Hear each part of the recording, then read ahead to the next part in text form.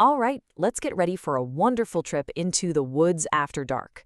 Our story is the Night Forest Adventure, and it all kicks off on a quiet evening with one brilliant idea.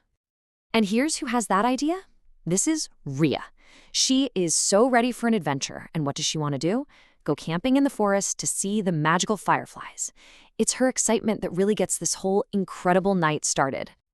Now, of course, her family has some opinions on this. Her grandfather, Raghu, but everyone just calls him Dadu, he thinks camping sounds absolutely fantastic, just like his old scout days. But her uncle Gopal, he's not so sure. For him, the forest means bugs and wild animals and absolutely no comfy bed. But even though Uncle Gopal is worried about all those mosquitoes, there's one thing he is definitely not worried about: being hungry.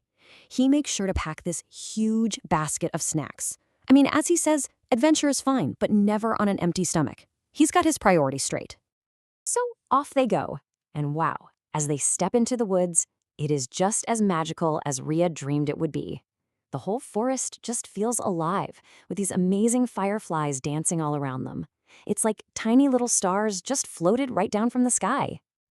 And it's not just beautiful. The forest is full of sounds. You can hear the crickets chirping their nightly song, and way up in the trees, an owl calls out, "Hoo-hoo!"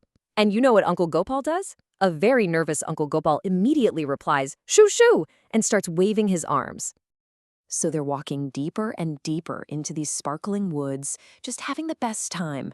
So much fun, in fact, that they don't even realize they've wandered right off the trail. And when they finally turn around to head back, the path, it's gone.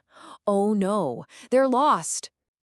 Now, Rhea starts to feel a little bit worried, which makes sense. But Dadu? Nope, not him. He just laughs. See, for him, being lost isn't a problem at all. It's just where the real adventure begins.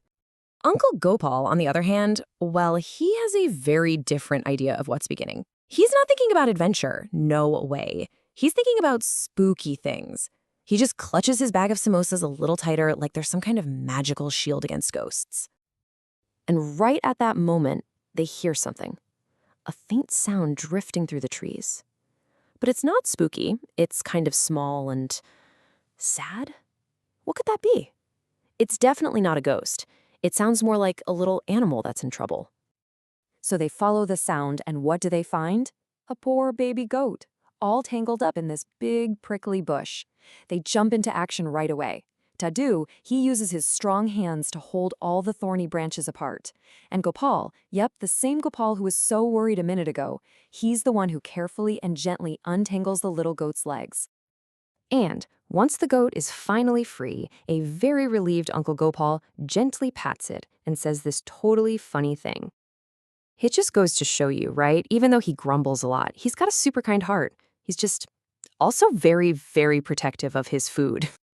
They're all feeling so proud of themselves for their big rescue, but the adventure is far from over. All of a sudden, boom, a loud crash of thunder just echoes through the forest, and a huge rainstorm starts pouring down.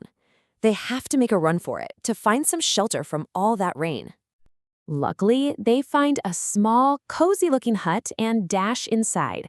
But surprise, they aren't alone. There's an old woodcutter and his wife, and they look really sad.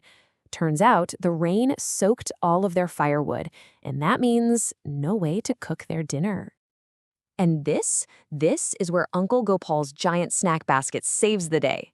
All that careful planning was exactly what everyone needed right then.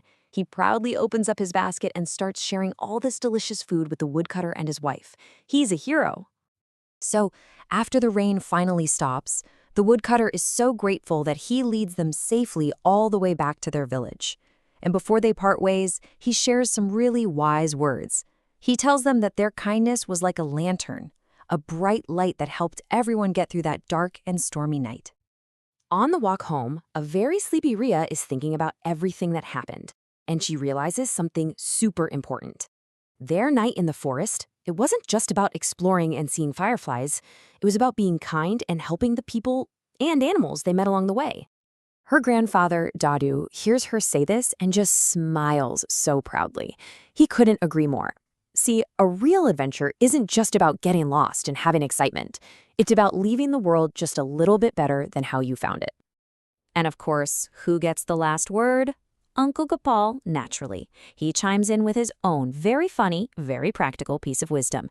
He reminds everyone that, yeah, making the world better is great, but having snacks is also very, very important. And that's where our story ends. But it leaves us with a really great question to think about, doesn't it? What really makes a true adventure? Is it just about seeing new places?